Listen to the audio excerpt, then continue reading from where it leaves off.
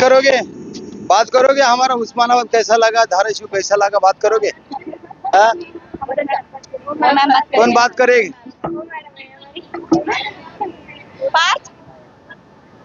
धाराशिव कैसा लगा हमारा, बात करोगे? और कहाँ से आ गए? चलो हमारे ये धाराशिव सिटी में आप मराठी बात करते हो? हाँ. धाराशिव शहरामध्ये आपण कुठून आलात? लातूर मधून आलात. काय तुमचा हेतू आहे लातूरहून उस्मानाबादला येण्याचा? हेतू आमचा ट्रेकिंगचा होता. आम्ही ट्रेकिंग साठी जवळचं ठिकाण शोधत होतो. मग एकाकडून माहिती मिळाली हातलगीच्या इथं खूप छान ट्रेकिंग होती आणि खूप खूप छान वाटलं आम्हाला इथे.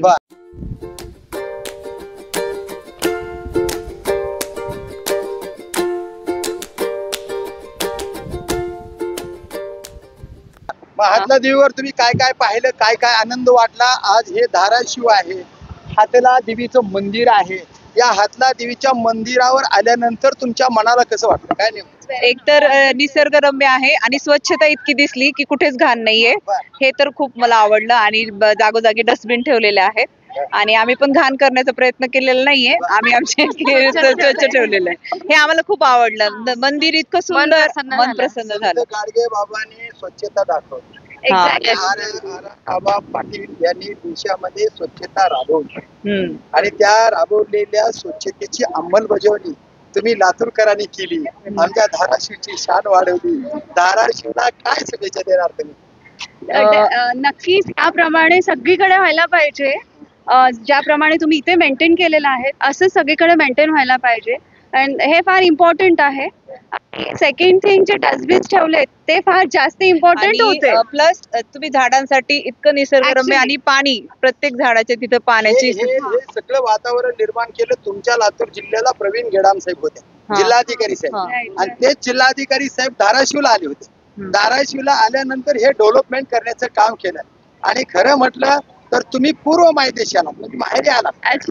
मग धाराशिव हा 1982 ला आणि लातूर पण एक की तुमच्या लातूर जिल्ह्यानं धाराशिव पेक्षा प्रगती जास्त केली. लातूर पॅटर्न सगळ्यात भारी, स्वच्छतेत पण भारी. आणि तुमच्या लातूरला विलासराव देशमुखाने हे न्याय दिला. काय विलासराव देशमुखांच्या आठवणी सांगाल तुम्ही? अरे भरपूर आहे त्यांच्यामुळे तर लातूर हे खूप पुढे आलेलं आहे. देशमुख साहेबांमुळेच आहे. अमित देशमुख साहेब काम करतात. काय सांगाल अमित देशमुख? आज विलासराव देशमुख असले तर 100% प्राईम मिनिस्टर विलासराव देशमुखच असले. आणि आता अमित देशमुख त्यांचे चिरंजीव आहेत, चांगल्या पद्धतीनं काम करतात. काय सांगाल त्यांच्या बाबतीमध्ये? नक्कीच अमित भैया, रितेश भैया हे सगळे फारच सुंदर काम करतायत आता पण. आणि सरांसारखं पण ते डेव्हलपमेंट करण्याचा पूर्ण प्रयत्न करतात. मी स्वाती रितेश चापसे. प्रीती बालाजी मिसर. या ठिकाणी धाराशिव शहरामध्ये हातला देवीच्या डोंगरावर निसर्गरम्य ठिकाण पाहण्यासाठी लातूर पॅटर्न धाराशिव मध्ये आला म्हणजे मी माहेरला आले हे त्यांनी दाखवून दिलं. कारण धाराशिव ही पहिला एकच जिल्हा होता. या जिल्ह्यातून 1982 ला लातूर जिल्हा झाला म्हणजे ते सासर झाला असं काय म्हणायला हरकत नाही. आणि आता हे माहेर आहे आणि या माहेराला या लेखी भेटा आल्या. या लेखीने धाराशिवला खूप खूप शुभेच्छा दिल्या, हातला देवीला शुभेच्छा दिल्या. हातला देवीवर स्वच्छता आहे, घाणीचं साम्राज्य कुठंच आढळलं नाही आणि आम्ही सुद्धा घाण केली नाही ही प्रतिक्रिया त्यांनी दिली. आणि या ठिकाणी एक निसर्गरम्य ठिकाणाचा आनंद घेतला. असाच आनंद घ्यायला पुन्हा अजून माहेरला लातूरच्या लेखी येणार हे 100% खरं आहे. आणि अशाच पद्धतीनं लातूरच्या सर्व या लेखींना धाराशिवच्या पालकाचा खूप खूप आशीर्वाद, त्यांना खूप खूप शुभेच्छा. अशीच त्यांची सफर आनंदमय व्हावे आणि भावी काळात पुन्हा अजून हातला देवीला आल्यात, तुळजा मातेला याव्या आणि धारासूर मर्दानीला याव्या. या ठिकाणी येडेश्वरी आहे, येडेश्वरीला याव्या. हेच त्यांना खूप खूप शुभेच्छा. आपल्या प्रवासाला खडतर प्रवासच्या वतीने खूप खूप शुभेच्छा. मी प्रभाकर लोंढे, खडतर प्रवास यूट्यूब चॅनल मुख्य संपादक. या चॅनलला सबस्क्राईब करा, शेअर करा, लाईक करा आणि असेच वेगवेगळे व्हिडिओ पाहण्यासाठी या चॅनलला सबस्क्राईब करा. धन्यवाद धाराशिवकर, धन्यवाद उस्मानाबादकर.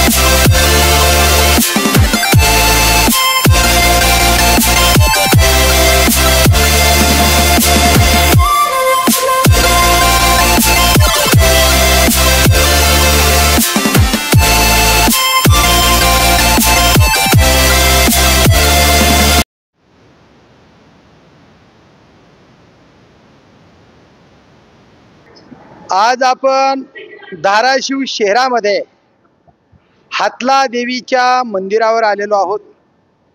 या मंदिरावर जिल्ह्याच्या बाहेरचे सुद्धा लोक आता यायला लागलेले आहेत आणि या देवीच्या माध्यमातून असं सांगण्यात आलं की इथल्या पुजाऱ्याकडून असं कळालं की या हातला देवीच्या मंदिरावर कळस चालत नाही.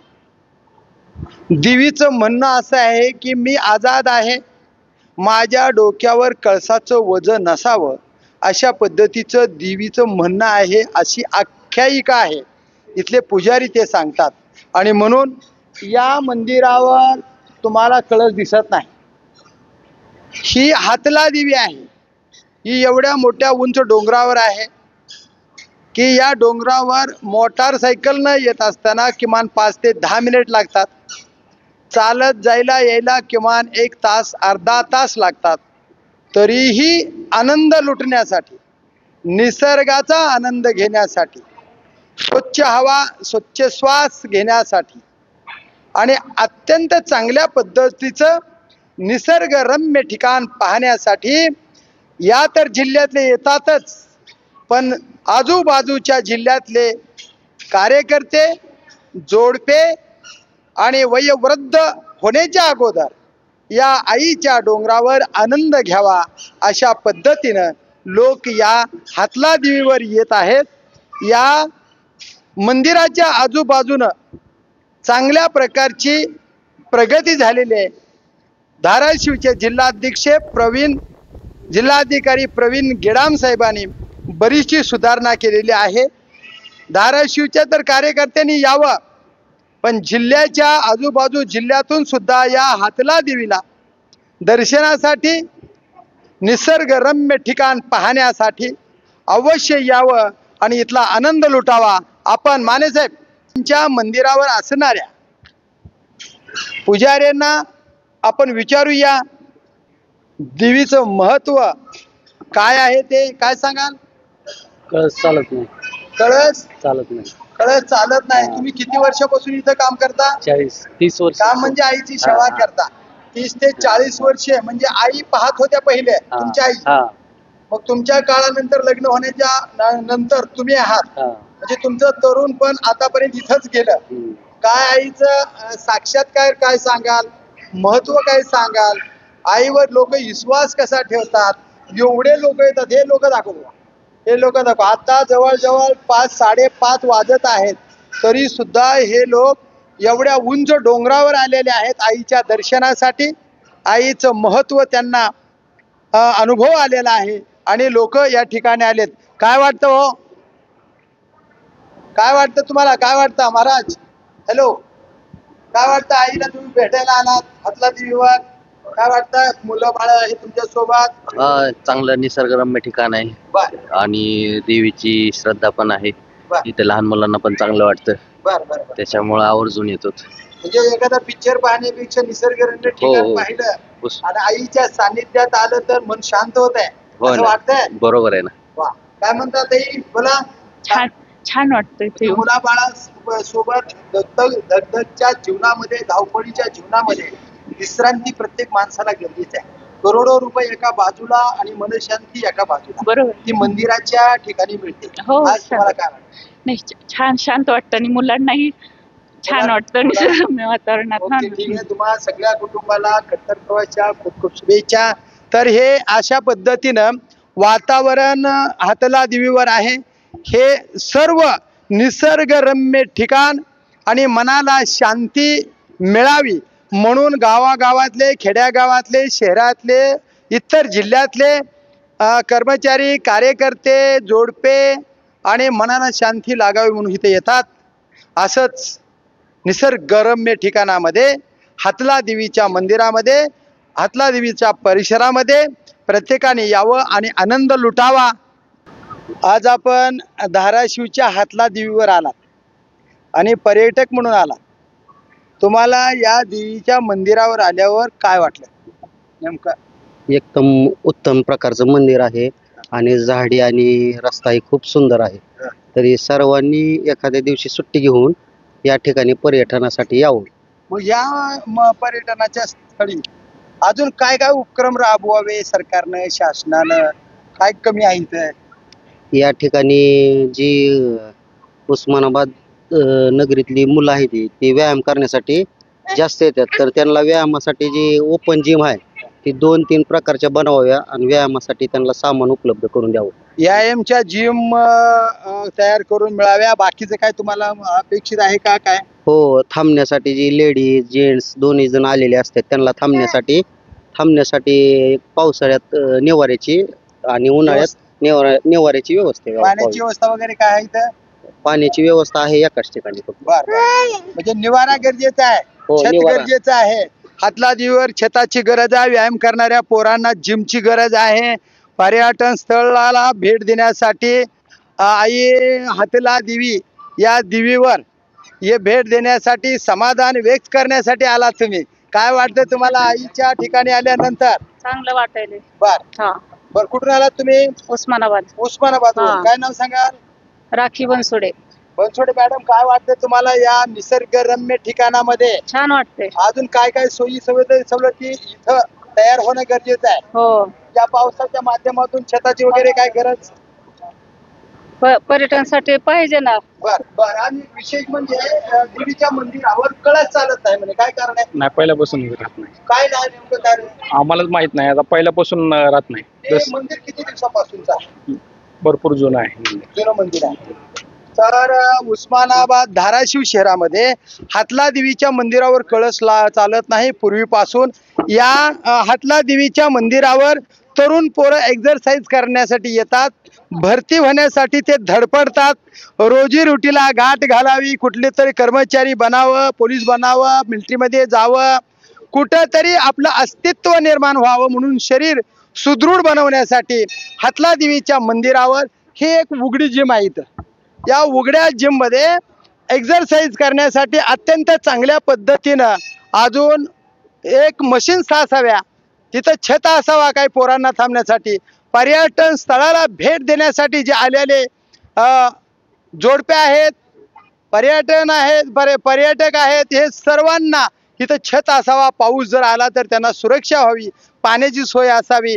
अत्यंत चांगल्या पद्धतीचं या हातला देवीच्या डोंगरावर डेव्हलपमेंट झालं पाहिजेत, अशीच पर्यटकांची मागणी आहे. तर पाहूया हातला देवीचं मंदिर पर्यटन स्थळ कसं बनेल ते पाहूया येणाऱ्या काळातच. मी प्रभाकर लोंढे, खडतर प्रवास यूट्यूब चॅनल संपादक.